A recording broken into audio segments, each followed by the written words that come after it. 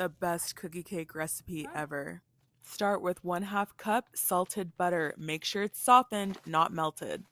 3/4 cup brown sugar and 1/4 cup white sugar.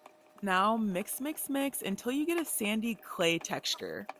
This is what makes your cookies very chewy.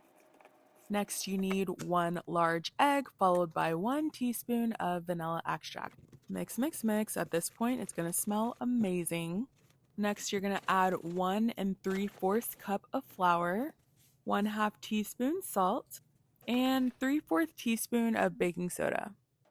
Notice first I'm mixing together the dry ingredients on top of the wet batter before actually incorporating the wet and dry batter together.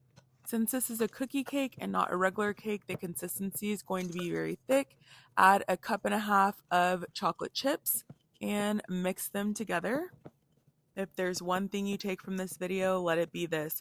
Cut a piece of parchment paper into a circle and put it at the bottom of your pan. Then add your cookie dough in and move everything evenly. You can do this parchment paper trick whenever you're making cakes, cookies, anything. It will save you so much time and effort, and whatever you're making will not stick to the bottom of the pan, I promise you.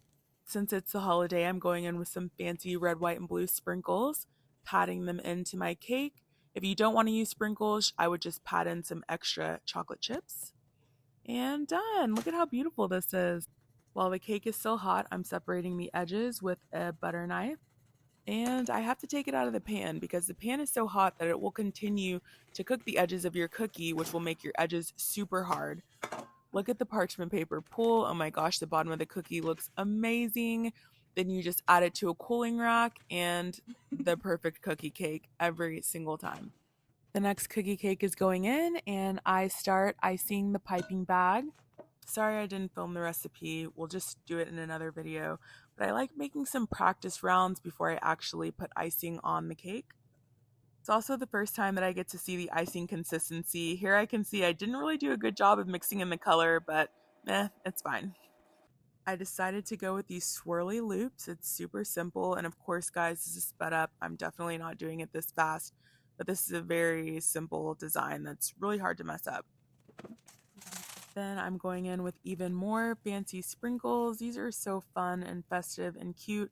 Fancy Sprinkles literally has sprinkle themed for every single holiday. I love them.